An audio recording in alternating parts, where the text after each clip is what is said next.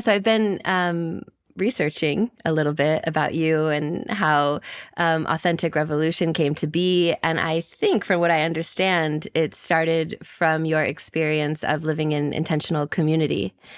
And I'd love to understand that as your starting point, how Authentic Revolution springs from your experiences of living in intentional community. So I'll take us way back when to 2012 in the olden days. I was living in housing co-ops during college, and it was a radical idea of like, let's put a bunch of late teens and early 20s people together and have them self-govern, which worked with various degrees of like actually functioning.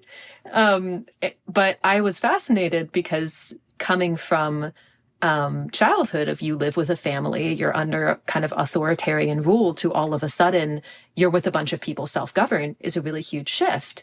And I was fascinated by how do these groups develop? Like, what are the dynamics? How do people engage with each other? Seeing a lot of the conflicts that would really cause a lot of overturn in our house. Like, there was people that would constantly leave and come in, oftentimes due to personal conflicts or governance conflicts. So I decided that as my senior thesis, I would take a year off, travel around the US, visit like 30 different intentional communities and understand how they worked. Everything from co-housing to communes to college co-ops, different age groups, kids and not, all of these things, and then got to write my thesis on it. And in the process, one of the co-ops we visited in Houston took me to my first ecstatic dance. And there I met someone who had been through the Authentic Man program in Boulder. And they had given them this little book of authentic relating games. He and I fell in love, and we were like, let's lead this for the Houston community and then eventually the Austin community, for the ecstatic dance and for the co-ops, to help them develop some of the communication skills that we saw leading to conflicts in the groups. So we would develop these new little social structures in which the rules of interaction were different. And it turned out that you could create vulnerability so much faster within those. People that had never met each other would be talking about things that they had never shared with their closest friends. And I can talk later about why this works, the kind of science behind it. But I just got really interested because I never learned communication skills, and I was very awkward and spent most of my childhood in fantasy books and just like hadn't had a primer on that and kind of blundered around making a lot of mistakes. I was like, oh my God, you can learn this. So I got kind of obsessed and started collating the games into a larger manual that now has more than 250 games from all over the world, different communities, and then started leading facilitation trainings in it and developing those because there was none in authentic relating, branched into conflict in the last couple years. And now there's like 30 plus communities all over the world, with new ones starting all the time, that are using these games, and far more people that are using them within discrete situations like companies and communities. I'm curious, is there like a particular formula or something that qualifies? Like, what are you looking for when you create a new game? Yeah, that's a great question. An authentic relating game is specifically like the ones that are core are aimed at exploring some part of the self and doing it, or exploring some part of the relationship with an individual or with a group, and or deepening it. So they have to be relational in some way. A journaling exercise wouldn't really count as a game. And they have to kind of change the rules of reality, where you're interacting in a way that's more specific. It's like, here's whose turn it is at any given time. You know very specifically what should be said, what the expectations are. And it's meant to bring deeper self-awareness and deeper relational awareness. And or some games are like there's a game Split Brain, which is based on internal family systems, where you externalize a conflict onto two other people. You say, okay, I have these two parts of me that are at odds. So one of you is going to play this one part. One of you is going to play the other. I'm going to tell you the situation, and then you're going to have a conversation as my parts. And I'm just going to watch and direct it. And so it creates it relationalizes things that oftentimes are very internal. And then, and the reason that I think it works so well is one of the biggest, like hindrances to vulnerability is not knowing what the social rules are.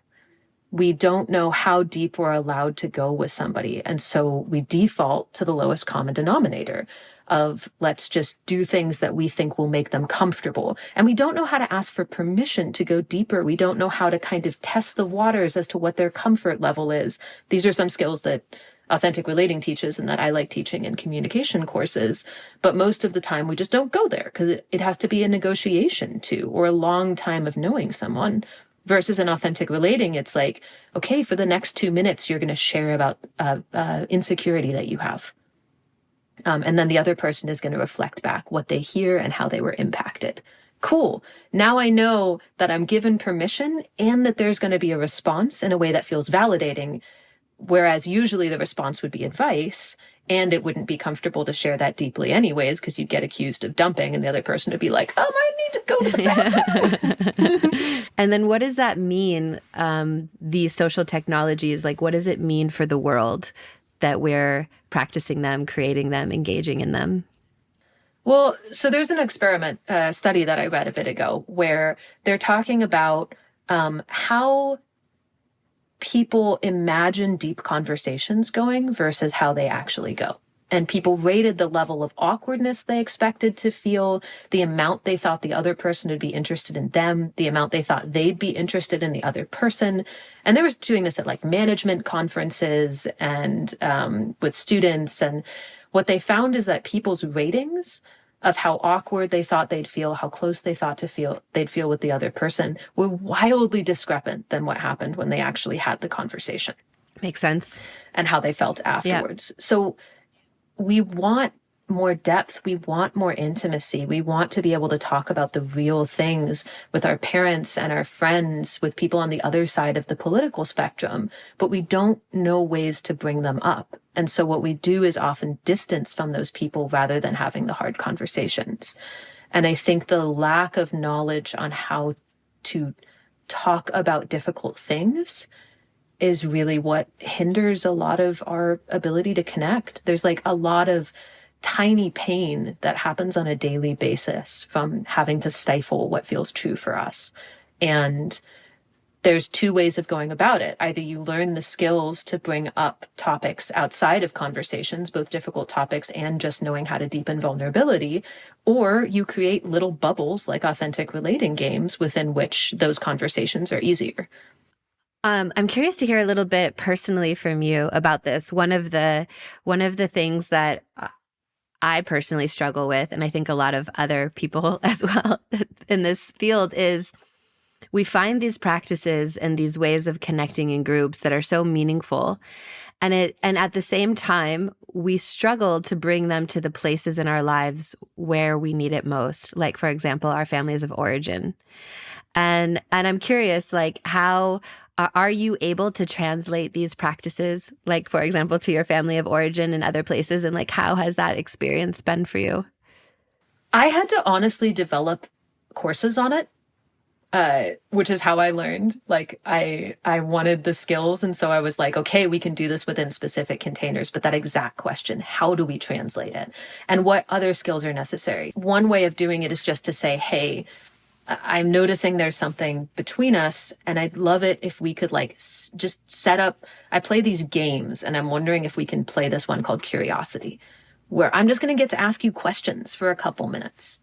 And this could be with your family especially. And you could start light. It's like, Grandpa, I want to ask you questions about your life. And I'm going to set a 5-minute timer, and like, you can pass any question you don't want to answer, but I'd love to just get curious about you because I haven't gotten really to sit down and do that in a long time. And then from that space of opening up a conversation, you'll find much deeper things come out that will lead to, other areas. So that's one thing, is you set up an intentional structure. Another one is there are various practices that you can use, like, and various like terms that you can teach. So one that we use a lot is called a withhold. And a lot of organizations have different rules for this. Like we worked with a grocery co-op that calls them Go Direct. There's a nonprofit I work with that calls them Rule Zero. It's basically like, what am I not saying to you?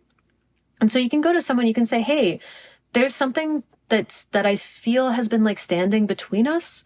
And I really don't want it. Like I notice to a friend, I haven't been calling as much. So I'm wondering if we can just have a conversation about how to get closer. And you'll notice in both of these examples, the thing I'm doing that's really important is I'm giving context. I'm saying why I want to have this conversation. The other person responds much better if you do that, because they can feel the intention. They feel included in it, especially if the intention is relational. It's I want to get closer in some way. I want to understand you. And then if the other person says yes, you can kind of be like, is this a good time? Do you want to talk later? So they have consent and buy-in. And then you can say, okay, here's the thing. How does that land for you? Do you have feelings in response? So we can take these little structures out into the world and we can show up in the ways that we want other people to be and respond. And so I'd say the two most important tools in that are context and consent. Saying why I want to know this. If you ask a deep question and the person you're talking to at a party has that kind of like, deer in the headlights, I don't know if I really want to answer this response, go towards like, here's why I want to know it. Here's what I heard. Here's what I see. Like, I know that's a kind of a deep question, but I want to ask because you're in a field that I'm really fascinated by, and I'd like to get into that myself. So I would love to know this from you. Are you open to sharing? And that way they have a choice of whether to say yes or no and how much they share, and they understand why you want to know. So that's given me a lot of safety, and I really have been able to bring it out into my life, and it's massively changed my relationships. Wow, I would love to live inside your brain for a little while. It works so differently than mine, but I really appreciate it. So I'd love to understand now, like, I have my own fascination in ways with how a relational practice comes to be.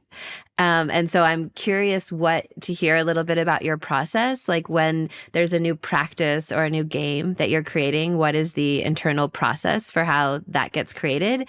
And then what is the process for translating that relational process into a group field? I have to dig into my brain to try to figure that out. I think the first thing is discovering a blank spot, a place where something is needed. And then really looking at it carefully and going, what is it that people are lacking that I would like them to have? Whether that's a practice space that needs to be structured or a specific game that needs to be created. There's one that came up in our conflict course where we were teaching students all of these tools. And our students were having trouble really putting them in practice. It was like information overload.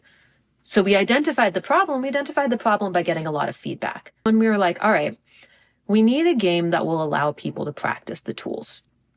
And so we need to remind people of the tools if that's what we're specifically focused on. And then we need to give the other person tools to make it hard on them, because naturally people want to make it easy on each other. They want to have the other person relate and just kind of like go into placating.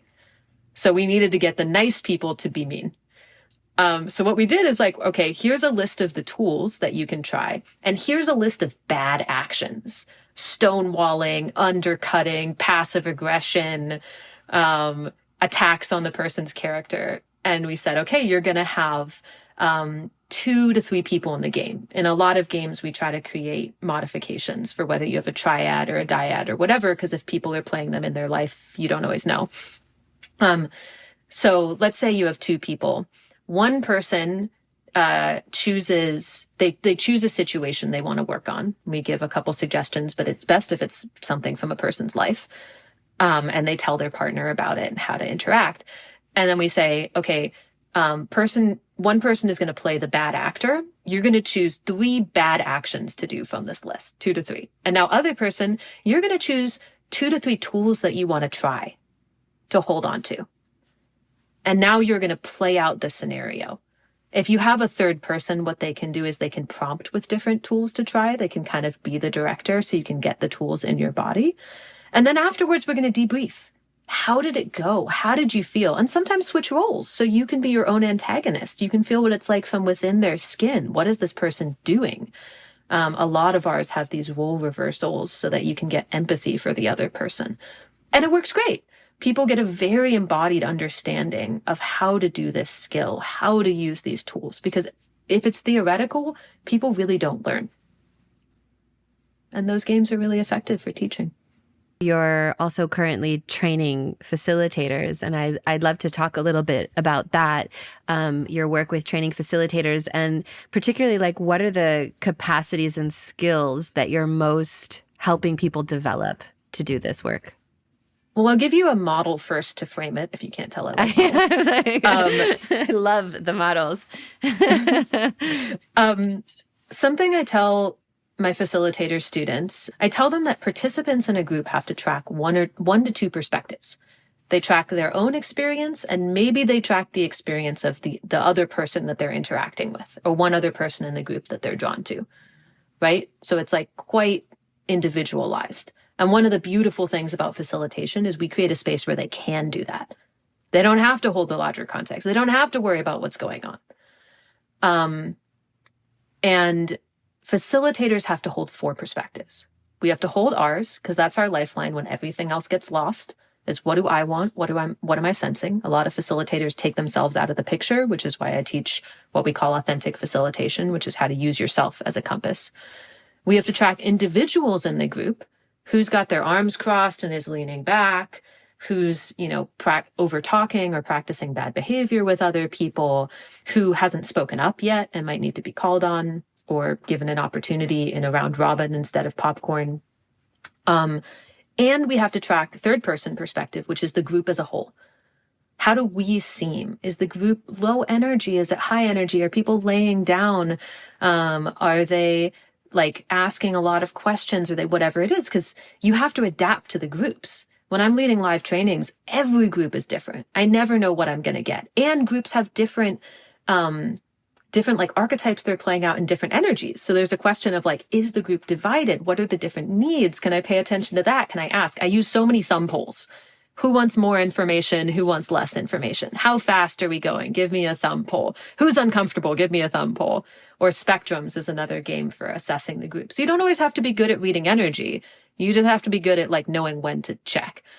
And then the fourth perspective, which is context. What are we doing? Why are we doing it? What are the promises I've made to these people? Because when things get heated or when something messes up your plan, you have to be able to adapt. I say that leadership is both responsive and responsible. And so if you're going to change, check in with yourself. Are we still in the context I set? If not, can I say, hey guys, I noticed we've gone in a different direction. This feels really alive to me. So using myself as a compass. So I'd love to keep going in this direction, but I'd like to check. Thumbs up if you want to keep going in this direction. Thumbs down if you want to go back to playing the games. If I get a bunch of thumbs up, then I say, all right, I'm going to set like a 15-minute timer on this, and we're going to check in again at the end of 15 minutes. So then everyone can relax. They know I'm still holding the container, versus if things go off the rails and we don't know what the context is, everyone starts getting subtly agitated. And that's why it's so hard to facilitate, because you have to train your muscles to be able to do all of that at once. It's not easy, but it also lets you break down your training into each of those elements to train each piece differently. How do you use yourself as a compass? What are the pieces of that? How do you pay attention to individuals? How do you redirect over talkers? How do you bring quiet people in? How do you read the group field? And how do you keep in touch with the context and reset it when it's lost? Yeah, amazing. Brilliantly laid out. And you just mentioned when the group is getting subtly agitated. And so I'm curious for some of those markers of what you're listening to in the group that will direct you to make a shift or a change, or let you know that something's happening that needs to, be redirected potentially. First of all, there are situations in which I'm pretty sure the group is going to get agitated. So for instance, if someone shares something challenging or with a harsh tone in their voice, either towards me, towards against another participant, towards the context, I am pretty sure that someone else in the group is agitated by this. So I need to respond to that person. I need to actually address them. I need to give them empathy. I need to check with the rest of the group. Who else has this concern, right? So people feel heard. If I'm really lost, I just need to name what's going on. Hey, I noticed that like you just brought a lot of intensity. It seems like you really care about something. I also know that we're supposed to be playing a game right now, and I don't want to shut you down. And I noticed that some people in this group are like kind of shifting around a little bit. So I just want to check where we want to go, right? So naming, really helpful, best de-escalation tool I know of. Another thing that will agitate a group, if someone makes a very deep share. If someone is expressing emotion, I know I need to give that a little bit of space, because if I move on too quickly, people are still feeling care for that person. They're worried that that person has got cut off. Their attention is drawn. But if I stay too long with that person, the people that aren't engaged will get agitated. So some situations I just know, okay, I need to watch out for this. Other situations, I'm looking for physical cues. People are shifting around. Sometimes in trainings, people are falling asleep. People kind of aren't taking notes. People aren't speaking up in the big group.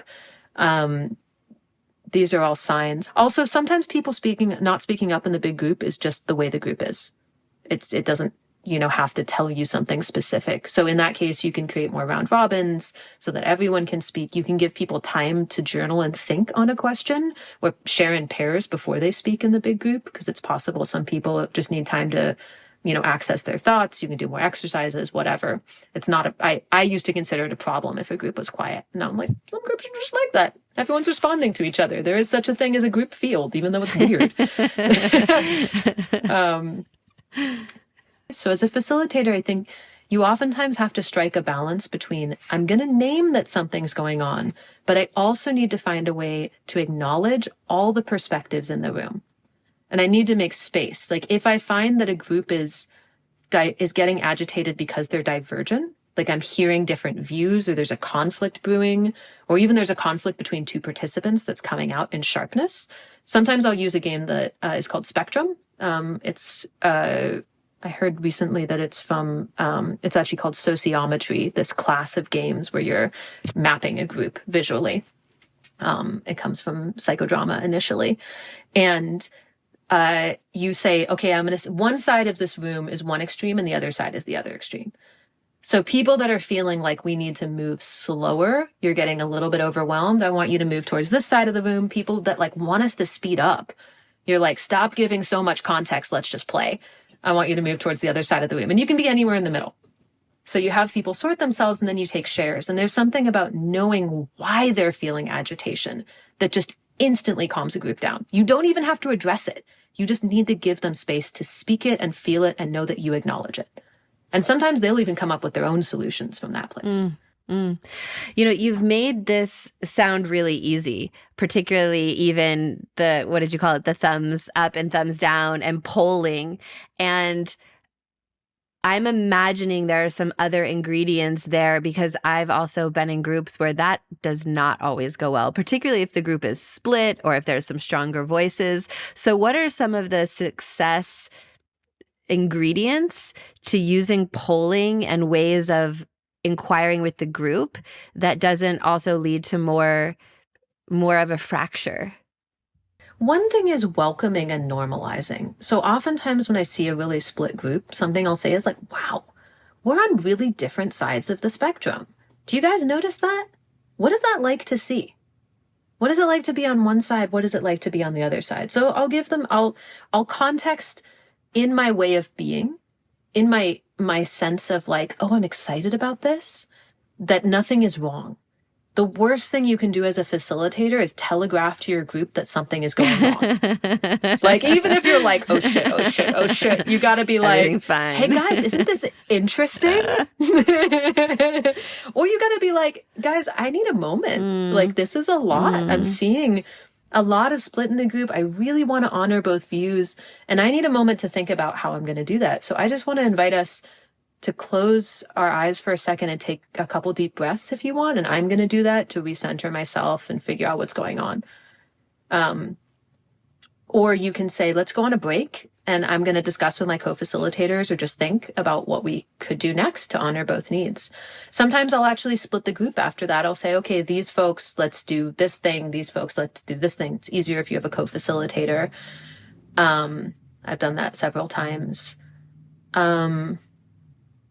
Sometimes I'll ask if it's a leadership group, especially, I might ask them, like, how do you guys want to resolve this? So there are certain structures, but a lot of it is just keeping myself as a facilitator in a space of welcoming. One way I do that is if I find myself getting agitated, I smile. It just tells my body that nothing is wrong. I lean forward. I find my excitement. I tell myself this is a normal thing. I tell myself that conflict is energy to process, and that if a group has difference, it's energy to work with. And if a group is really getting agitated, I say, like, how many of you notice like splits in the world? Like places where people are really at odds. We have a microcosm here. Let's figure out how we want to work with it. Like, this is real life. I'm really curious about that in connection to authentic facilitation. And like particularly the putting on a smile when you're maybe getting agitated. And maybe also it requires naming more about what authentic facilitation is as you're teaching it to facilitators. Yeah, we have a model of authentic facilitation that we call the art of facilitation. So it's authentic, responsive, and transparent. Authentic means I am being guided by my own desires. Something I didn't name is if a group is really split, oftentimes what I'll say is like, here's what I'm seeing. Here's what I want. How do you guys feel about that? Because, in that moment, maybe I don't have a sense of what the group wants, but I can find my own desire. And then the group can ping off of that. They go like, actually, I want something really different, whatever. But I have to find me in it and welcome me. So authenticity is first finding my own desire. Responsiveness is responding to what's happening in the group. So that's part of the feedback process, but it's also like if I get feedback or if I notice something, I speak about it. I take it in. I say, here's what I'm hearing and thus what I'm doing, or at least here's what I'm hearing. You don't always have to do something about it. So I'm staying aware. I'm allowing my plan not to become like the tyranny of what I need to do. And then transparent is I'm telling the group. I'm saying, here's what I'm seeing. I'm saying, here's my motivations. I'm saying, here's what I'm feeling, because they're noticing it and feeling it. And the biggest issue that happens is when we see something and we can't like put a word to it. The person in power isn't putting a word to it. There's this fascinating example. I'm reading about the great influenza of 1812 right now, or 1912. Sorry, I think. It happened during the World War I. And one of the things happening in the country at that time is there was a huge propaganda machine. Anything that lowered morale wasn't allowed to be spoken. Journalists were getting censored all over the place. And so what happened is when influenza started sweeping the nation, and there's crazy statistics, something like 5% of the entire population of the world died from influenza during this time. Like millions of people, something like 71 million. But the cities weren't allowed to talk about it. All they were allowed to say was things like, oh, it's just normal flu, or this is getting better. You shouldn't worry about this. Or they'd say nothing.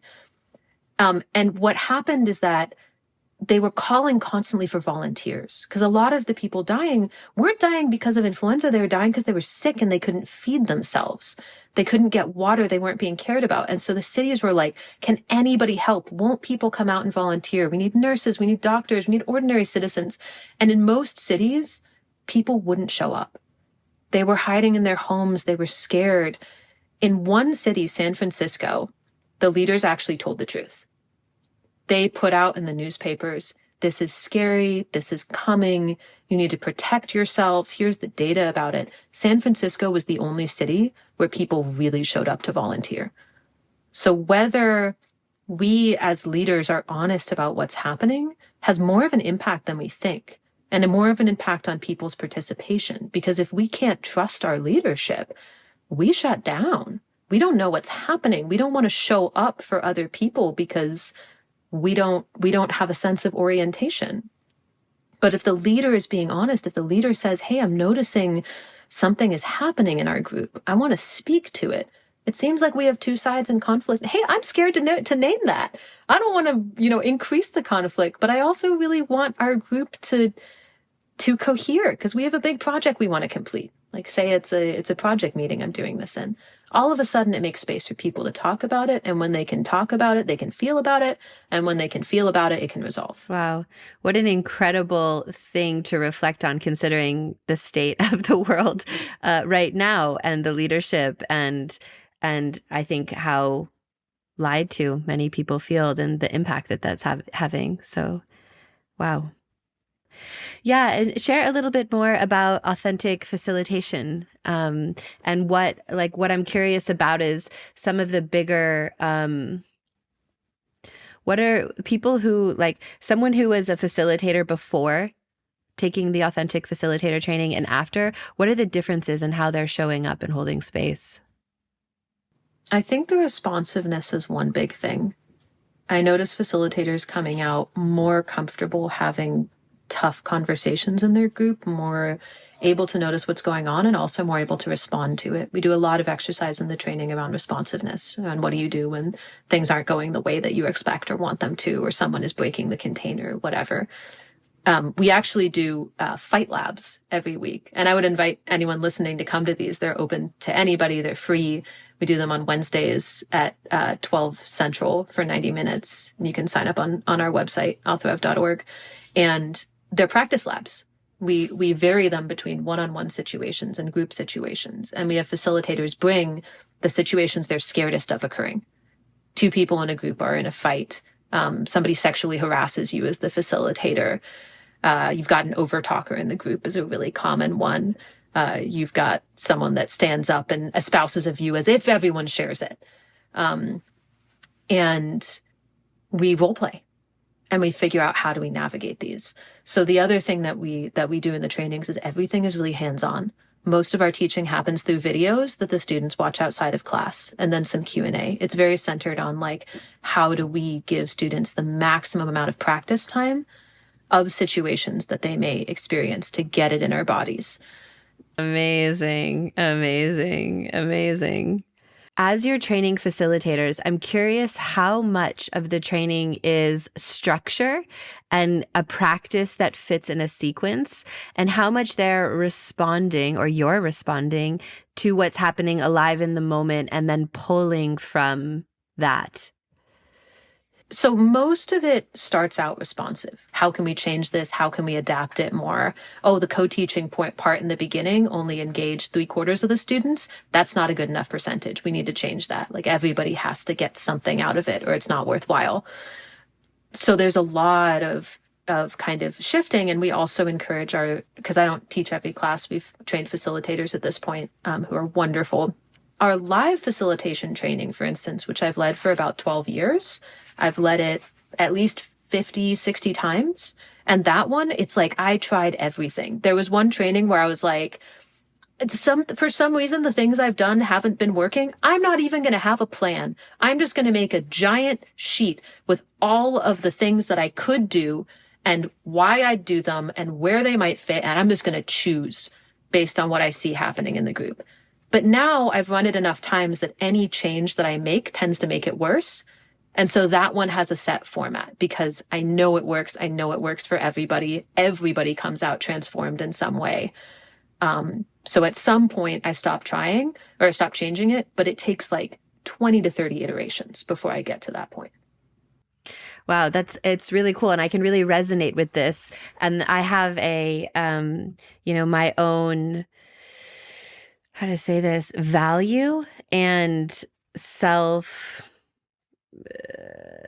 need for continuing to show up and be with what is here and what is real and what is now. And yet there are some pathways that start to work. And it's that balance between not letting myself get stuck or caught in a form. Yes. Yeah, absolutely. That's a constant question that I also have because I tend to be very responsive, and I've had some classes where students are like, we don't know what's going on, or they start subtly showing that. Like I start hearing frustrated voices and then I have to be like, all right, guys, what's happening? So yeah, I really resonate with that.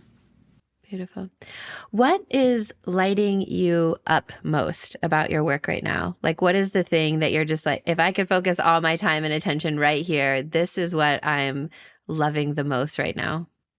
Probably conflict work, because it's I think some of the most useful work. It like gets at the pain point, the biggest pain point, I think, in our relationships in our society is like, how do we have tough conversations? How do we bring up things that are anathema or taboo? How do we talk with our parents about childhood abuse? How do we talk to our friends about the fact that they're not showing up for us in tough moments? How do we talk to our racist uncle about the fact that he's using slurs that we're uncomfortable with? And it takes very different tools. And so than just relating stuff. It's like, how do you talk in someone's language? How do you de-escalate a situation? How do you set a boundary if you need it? What's the difference between a boundary and a request? The other thing that I like about difficult conversations, aside from like the pain relief, being at a larger level than just like, let's set up a container at which people can feel belonging for a short time and then go back to lives in which they don't, is I can push people more. It's like, hi, this is going to be a high intensity scenario. And I think we've come to think of people as very fragile these days. We're so concerned with making safe containers when no container is truly safe.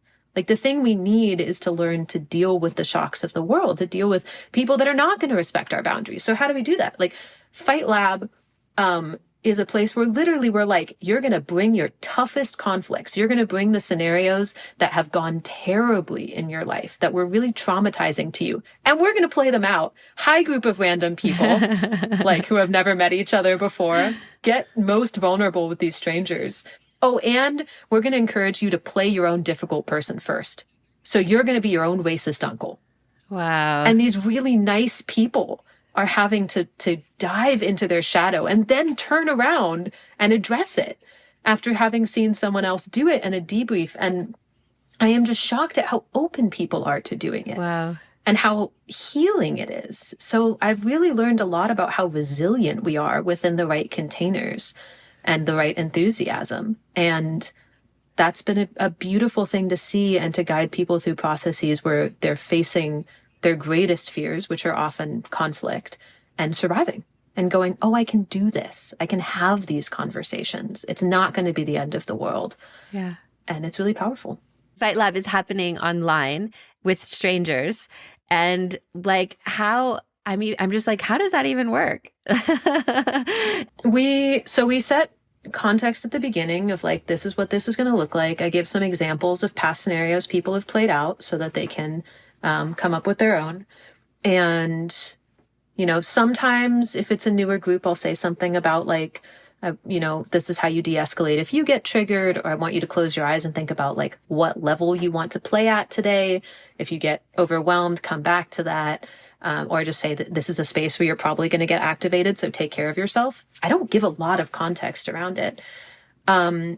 And then I say like the purpose, like why I feel it's so important, what it's done for me to get to practice difficult situations before they've occurred, why it exists. Then people will brainstorm scenarios. Not everybody has to bring one. You also don't even have to play out your own scenario if it gets chosen. And they'll put them in chat. And then we'll emoji vote. So you can thumbs up on any you want, which is like, yeah, that would be valuable to me personally. Or you can heart it, which is like, that would be super valuable. Or just don't put an emoji if you're like, I know how to address this already, or this just doesn't show up much in my life. So then we take the one that has the highest ratings and we say, okay, we're going to play this out. So first of all, what role do you, scenario bringer, want to play? Because if they say that they want to play their own antagonist, we don't have to get as much information on how that person reacts. And I encourage that, but I say you can also be yourself. You can be a witness, whatever you want to do. And then we get a little more information about the scenario. And then most importantly, I ask them, what is your goal? And then I pause it not when the scenario has been resolved, but when they've gotten to try a couple of tools. Because often the scenario doesn't get resolution. That's not our goal. Our goal is to get people to try something new, to break the patterns that they've been in, maybe to get a new tool. And especially if it's someone else playing their scenario first, they'll see a different way of relating to it than they would have used. Then we'll stop, we'll debrief. I go, okay, antagonist, how did that feel? What were moments where you softened? What were moments that didn't work for you? And we'll get their felt sense. Because sometimes from the outside, we can't tell what worked and what didn't. I was playing a role once where I was somebody's angry Asian father. Or no, they were their angry Asian father. I was them trying to relate to them because they had disappointed their father. And every time they went home, their father would scream at them. And so he's screaming at me. And I'm trying different things. And eventually I'm just like, I'm vulnerable. I'm like, don't you want me to be happy? I love my life. I know you wanted me to go to school and become a doctor, but like, this is who I want to be. And I feel hurt, and sad. And he keeps screaming at me, right? It looks like nothing changes. But then we pause and we check in and he's like, yeah, I wouldn't have shown it in the moment, but I would have gone away and thought about that. And it would probably have made a shift. So he got a new tool that he couldn't have used because it wasn't in his arsenal during that point of trigger. And I got to be screamed at by an angry Asian man, which is a new experience for me. And teaches me how to regulate, when I'm in situations like that. So playing out someone else's trigger is useful. Wow, thank you so much for doing that. I mean, it sounds like a labor of love, but I get the gift, and it sounds like a really beautiful container. I'm curious what your growth edge as a facilitator is right now. I always think I'm right. If I'm planning something with a co-facilitator and something in the group needs to change, I think that my perspective is the best one. I have been facilitating long enough. I know what's going on. I think this is the way we should change our exercise. And I come out strongly with it. And I'm not always right, or more often, I don't have the only perspective. And I'm shutting down the other people in my group and the people I'm working with by saying, this is the way that it should be. I'm teaching them it's not okay to speak up. It's not okay to share your ideas. And I've been lucky enough in the last couple of years to work with some equally strong-willed facilitators. And so I'm starting to try to work the muscle of stating my view and then saying, okay, like, what is yours? Or like being able to take a breath and remind myself that there are other perspectives. But it's hard. Like, I haven't been able to break that reactivity in the moment yet. Oh, thank you so much for that. I can really find myself there. I know that part really well. Really, really well. Yeah, especially as there's time and experience, and yeah. So how are you breaking that? What I notice is that if I just keep my attention on it long enough, in 6 months or a year, I'm going to notice it stopped happening. I haven't found a better way than just waiting for that alchemy and apologizing and bringing it up and keeping my attention there and not letting myself lie about the impact it's having. Amazing. Wow. Thank you so much for all this work. And I look forward to hopefully maybe being in person with you somewhere soon.